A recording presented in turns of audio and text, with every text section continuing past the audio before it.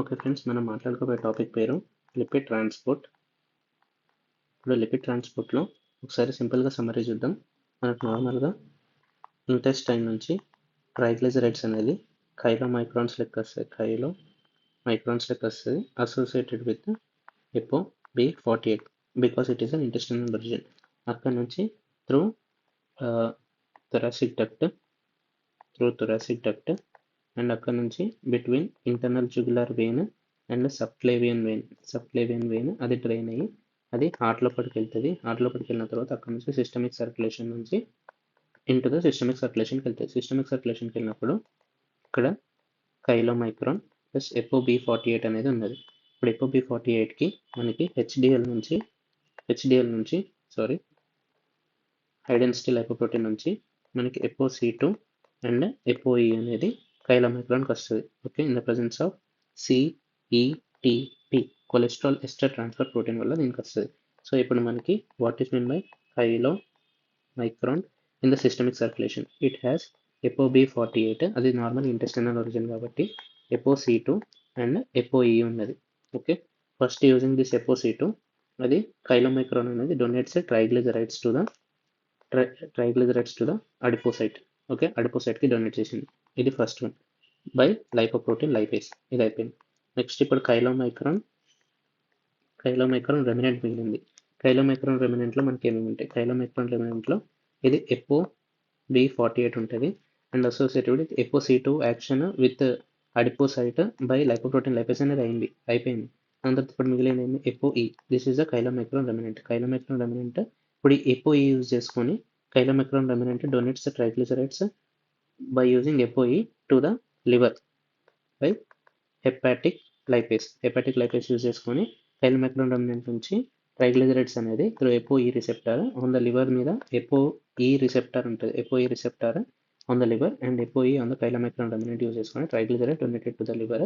అక్కడ ఇది hepatic lipase ఏదైతే ఉంటుందో దాన్ని యూజ్ చేసుకుంటుంది. నెక్స్ట్ ఫ్రమ్ లివర్ నుంచి మనకి VLDL ఒరిజినేట్ అవుతుంది. VLDL very low density lipoprotein. ఇక్కడ ఏంటిదంటే మనకి కన్సిస్ట్ ఆఫ్ ట్రైగ్లిజరైడ్స్ ఉంటుంది, కొలెస్ట్రాల్ ఉంటుంది అండ్ ఎపో-B100. It is specific for triglycerides ఉంటాయి, కొలెస్ట్రాల్ ఉంటుంది అండ్ ఎపో-B100 ఉంటుంది. This is specific for VLDL which is produced from the liver. దాని తర్వాత ఇది కూడా సేమ్ అక్కడ నుంచి అడిపోసైట్కి ఇస్తుంది. అడిపోసైట్ బై యూజింగ్ ఫస్ట్ అనేది ఇట్ విల్ బైండ్ టు దీనికి HDL వచ్చి యాడ్ అవుతుంది. దీనికి కూడా HDL ఎపో-C2 అండ్ ఎపో-E డొనేట్ చేస్తుంది. Okay, therefore now VLDL is equal to triglycerides, cholesterol, ఎపో-B100, apo C two and apo E. So this is VLDL now. ఈ VLDL అనేది donate triglycerides to adipocyte by using apo C two on the VLDL and lipoprotein lipase on the adipocyte. ఇవి రెండు use చేసుకొని మనకి triglyceride అనేది donate చేస్తుంది through adipocyte. No మనకి VLDL remnant మిగులుతుంది. VLDL రెమినెంట్లో మనకి ట్రైగ్లిజరైడ్ లెవెల్ తగ్గిపోతుంది ఎందుకంటే అది అడిపోసైట్కి డొనేట్ చేసింది. కొలెస్ట్రాల్ లెవెల్ ఎట్లుంది అట్లనే ఉంటుంది. ప్లస్ ఎపో-B100 ఉంటుంది. ఎపో-B100 అది నార్మల్ దాంతో వచ్చింది కాబట్టి కొలెస్ట్రాల్, లో అమౌంట్ ఆఫ్ ట్రైగ్లిజరైడ్స్, కొలెస్ట్రాల్, ఎపో-B100, ఎపో-E ఉంటుంది. అండ్ ఆల్సో ఇక్కడ మనం గుర్తుపెట్టుకోవాల్సింది ఏంటంటే ఎపో-C2 కూడా ఉంటుంది on the IDL. So this is called as IDL. VLDL remnant is called as IDL. ఇక్కడ ఇట్ హ్యాస్ లో amount of triglycerides, cholesterol normal అలానే ఉంటుంది, ఎపో-B100 అండ్ ఎపో-E ఉంటుంది అండ్ ఎపో-C2 కూడా ఉంటుంది. బట్ కైలోమైక్రాన్ రెమినెంట్కి ఎపో-C2 అనేది ఉండదు. ఇక్కడ IDL విచ్ ఇస్ VLDL రెమినెంట్కి ఎపో-C2 ఉంటుంది. ఓకే, ఇది గుర్తుపెట్టుకోవాలి నార్మల్గా. నెక్స్ట్ ఇది లివర్కి వెళ్తుంది. లివర్కి వెళ్ళి ఇక్కడ ఉన్న ట్రైగ్లిజరైడ్స్ని కూడా డొనేట్ చేస్తుంది. హెపాటిక్ లైపేస్ ఏం చేస్తుంది అంటే VLDL remnant that is IDL దగ్గర నుంచి ట్రైగ్లిజరైడ్స్ని తీసుకుంటుంది. okay, by ApoE2, ApoE of ApoE. By using ApoE, ఇప్పుడు if this is liver, దీని మీద ApoE రిసెప్టర్ ఉంటుంది. This is IDL. ఐడియల్లో మనకి ట్రైగ్లిజరైడ్స్ ఏదైతే ఉన్నాయో it is taken by ApoE receptor. Okay, so liver అనేది తీసుకుంటుంది. నౌ ఫ్రమ్ ద లివర్ నుంచి మనకి మళ్ళీ LDL అనేది ప్రొడ్యూస్ చేస్తుంది, లో డెన్సిటీ లైపోప్రోటీన్. దీనికి ApoB100 మాత్రమే ఉంటుంది. సో ApoB100 మాత్రమే, LDL హ్యాస్ ApoB100 మాత్రమే, and it consist of very low amount of triglycerides and very high amount of cholesterol. Okay, very low amount of triglycerides and very high amount of cholesterol. So ఇప్పుడు ఈ LDL అనేది ఏం చేస్తుంది, through the LDL receptor on the peripheral cells. Okay, peripheral cells మీద LDL receptor ఉంటుంది. ఈ LDL consist of very high amount of cholesterol and very low amount of triglycerides. It donates this cholesterol to the peripheral cell. ఇక్కడ ఏమేమవుతుంది, ABCD. D for vitamin D synthesis, C for cell membrane integrity, and B for ఏం చేస్తే bile acid synthesis, and A for androgens, aldosterone, and also other steroid synthesis. Steroid సింథసిస్లో help చేస్తుంది. Steroid synthesis, bile acid synthesis, cell membrane integrity and vitamin D. Okay, cholesterol అనేది ఈ functions కోసం కావాలి. ఇది అయిపోయిన తర్వాత so what are the applied points? ఇప్పటివరకు మనం నేర్చుకున్నది what is the applied points. Applied points ఏంటంటే if there are no apolipoproteins, దాన్ని ఏమంటారు, abetalipoproteinemia. That is abetalipoproteinemia. Abetalipoproteinemia ఏంటిదంటే absence ఆఫ్ బి ఏంటిది, B48 and B100. A for absence of B48 and B100 apolipoprotein to lipoproteins. ఏమవుతుంది, this causes chylomicron కానీ, VLDL కానీ, LDL కానీ, IDL కానీ absent.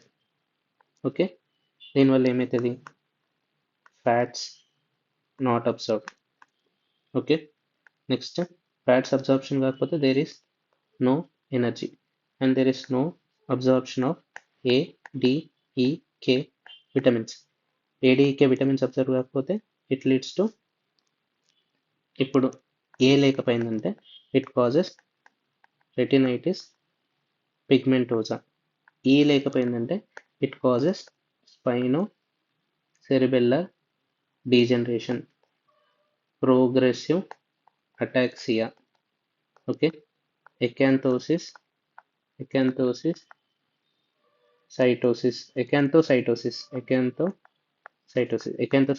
Progressive ataxia, spinocerebellar degeneration, ఇదంతా అవుతుంది.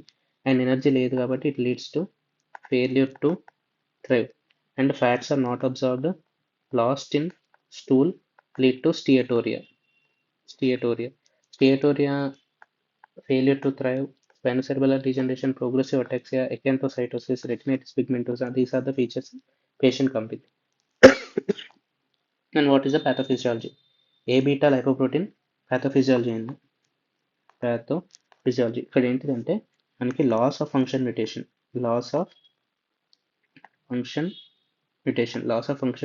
Of MTP. What is MTP? Microsomal transfer protein.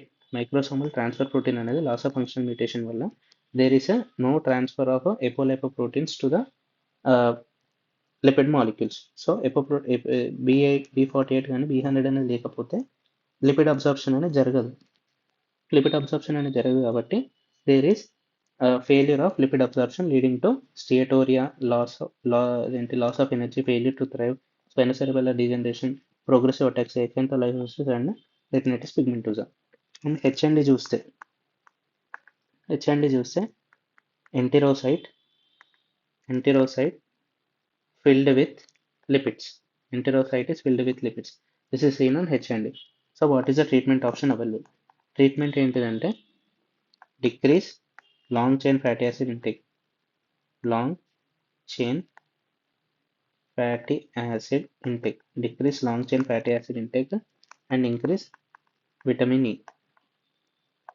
Vitamins అనేది తీసుకోవాలి, increase vitamin E absorption and decrease long chain fatty acid intake. So this is the treatment option available. And abetalipoproteinemia is autosomal recessive. Okay, sorry, autosomal recessive. So this is about A beta lipoproteinemia. Now coming to familial hypercholesterolemia, familial dyslipidemia. Okay, familial dyslipidemia అనేది మనకు 4 types ఉంటుంది. Okay, familial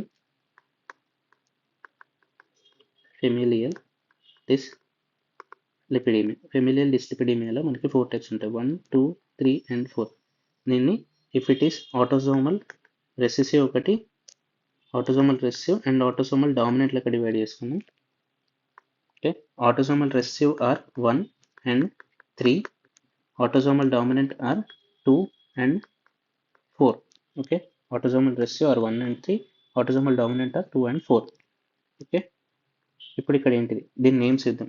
type 1 autosomal recessive familial dyslipidemia is hyperchylomicronemia. Okay, type 2 వచ్చేసరికి hyper కొలెస్టిరాల్ఈమియా. Type 4 వచ్చేసరికి hyper ట్రైగ్లిజరైడీమియా. Type 3 వచ్చేసరికి dyslipidemia, dysbetalipoproteinemia. Okay, these are the names. Hypercholesterolemia, hyperchylomicronemia, hypercholesterolemia, hypertriglyceridemia and dysbetalipoproteinemia. This is the familial dyslipidemias. Okay, hyperchylomicronemia ఎట్లయితుందంటే due to decrease amount of apo C two అనేది లేకపోవడం వల్ల కైలోమైక్రాన్ absorption అనేది తక్కువవుతుంది. So ఏమవుతుంది, chylomicrons అనేది పెరిగిపోతాయి. Chylomicrons and decrease amount of lipoprotein lipase, ఇవి రెండు లేకపోవడం వల్ల కైలోమైక్రాన్ ఇస్ నాట్ అబ్జార్బ్డ్. కాబట్టి కైలోమైక్రాన్ లెవెల్స్ అనేది పెరుగుతాయి. So it leads to increase chylomicrons and increase triglycerides in the chylomicrons and increase cholesterol level. Okay, triglyceride level is more than 2000 milligrams per deciliter. And దీన్ని మనం centrifugation చేస్తే, ఇది most important point, centrifugation చేస్తే మనకి creamy layer కనబడుతుంది, creamy layer above, which indicates chylomicrons అని అర్థం. Okay, next type 2 discuss చేద్దాం. ఇక్కడ ఏంటి, కొలెస్ట్రాల్ లెవెల్స్ అనేది పెరిగిపోతుంది, hypercholesterolemia. Hyper cholesterol levels where there is more cholesterol level, there is more cholesterol level in LDL కదా, అంటే ఎప్పో B100 రిసెప్టర్స్ అయినా తక్కువైపోయి ఉండాలి, లేదంటే LDL రిసెప్టర్స్ అయినా తక్కువైపోయి ఉండాలి. These 2 are the causes of hypercholesterolemia. దీంట్లో మనకి 2 టైప్స్ ఉంటాయి, type 1, type 2B, 2A and 2B రెండు ఉంటాయి. 2A ఏంటిదంటే మనకి LDL అనేది ఎక్కువైపోయి ఉండాలి, ఇంక్రీజ్ కొలెస్ట్రాల్. ఇక్కడ increases LDL, increase cholesterol associated with increases VLDL. Okay, this is type 2A and type 2B. Decrease ApoB100 తక్కువైపోవడం వల్ల, ApoB100 అనేది లివర్ ఒరిజిన్, లివర్ నుంచి బయటకు వచ్చేది ఏంటి, VLDL, LDL, IDL. ఓకే, ఇప్పుడు it consist more amount of cholesterol. So if ApoB100 అనేది లేకపోతే హెపాటిక్లో cholesterol పెరిగిపోతుంది. ఇఫ్ LDL రిసెప్టర్స్ అనేది లేకపోతే increase LDL in the serum and LDL consists of most amount of cholesterol than LDL. Okay, this is what happens. So దీంట్లో 2 ఉంటాయి, ఒకటి if they are homozygous or heterozygous అంటే మనకి cholesterol concentration is nearly 300 milligrams per deciliter. If they are homozygous, they are more than or equal to 700 milligrams per deciliter. So this is what happens. Next, hypertriglyceridemia. Triglycerides అనేది most ఎక్కడ ఉంటుంది, VLDLలో ఉంటుంది. Okay, increase VLDL production from liver, from the liver causes hypertriglyceridemia. So ఏమవుతుంది, increase VLDL and increase triglyceride levels. Okay, ఇక్కడ triglyceride levels ఎట్లుంటాయి, more than 1000 milligrams per deciliter. More than 1000 milligrams per deciliter is a triglyceride content. Next, coming to dis-beta lipoproteinemia. Dis-beta lipoproteinemia ఏంటంటే decrease amount of apo E అనేది లేకపోవడం వల్ల మనకి లివర్లోకి absorption అనేది జరగదు. So it leads to increase chylomicron remnants and increase VLDL remnants, that is IDL. Okay, chylomicron remnants పెరుగుతుంది, VLDL remnants అనేది పెరుగుతుంది. Okay, so this is the pathophysiology. Next, what are the effects? Type 1, type 3, type 2 and type 4. Hyperchylomicronemia, hypercholesterolemia, hypertriglyceridemia, okay, and beta lipoproteinemia. ఒక్కొక్క దాంట్లో ఏమైతే చూద్దాం. ఇక్కడ ఏంటిదంటే atherosclerosis risk. ఇక్కడ no increase in risk. There is a risk but there is no increase in risk. Next hypercholesterolemia దగ్గర there is accelerated atherosclerosis. Next type 3 దగ్గర ఇక్కడ ప్రీమెచ్యూర్ అథెరోస్క్లెరోసిస్ అయితే no increase in risk, premature atherosclerosis and accelerated atherosclerosis. Next, pancreatitis గురించి చూసుకుంటే pancreatitis అంటే in type 1 it causes pancreatitis, okay, and in type 4 it causes acute pancreatitis. ఇక్కడ pancreatitis risk ఉంటుంది. Next, it also causes hepatosplenomegaly and pancreatitis వచ్చే cause ఉంటుంది.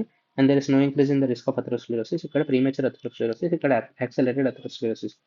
Okay, next this is what happens. Next, xanthomas అంటే skin lesions అనేది చూద్దాం. xanthomas వచ్చేసరికి ఇక్కడ eruptive and pruritic xanthomas. In type 2 it is a tuberoeruptive and palmar xanthomas అనేది అవుతుంది. Next in ఇదేంటి యాక్సలరేట్ టైప్ 2 దగ్గర specific, and this is the most important. Type 2 దగ్గర ఇక్కడ tendon or Achilles tendon xanthomas, ఇది most commonly asked. Tendon or Achilles tendon xanthomas. And ఇక్కడ చూసేసరికి corneal arcus కూడా ఉంటుంది. Okay, this is what it happens. Accelerated atherosclerosis అంటే MI in less than 20 years of age లోపల మన atherosclerosis అవుతుంది. అండ్ ఇక్కడ వచ్చేది insulin resistance. This is what happen. So type 1 familial dyslipidemias దాంట్లో చైలోమైక్రాన్స్ పెరుగుతాయి, ఇక్కడ కొలెస్ట్రాల్ పెరుగుతాయి, ట్రైగ్లిజరైడ్స్ పెరుగుతాయి, డిస్లిపిడిమియా. ఇక్కడ అథెరోస్క్లెరోసిస్ వచ్చేసరికి there is no increase in the risk. ఇక్కడ ప్రీమేచర్ అథెరోస్క్లెరోసిస్, ఇక్కడ accelerated atherosclerosis. So MI less than 20 years లోనే వస్తుంది. Next pancreatitis risk is present in first type 1 and type 4. Type 4 causes acute pancreatitis. Next, xanthomas దగ్గరకు వచ్చేసరికి first one causes eruptive uveitis, third one causes tuberoeruptive palmar xanthomas, and type 2 causes tendon achilles xanthomas and corneal arcus. Tendon achilles xanthomas and corneal arcus. So this is the familial dyslipidemias. Okay, thank you for your patience listening.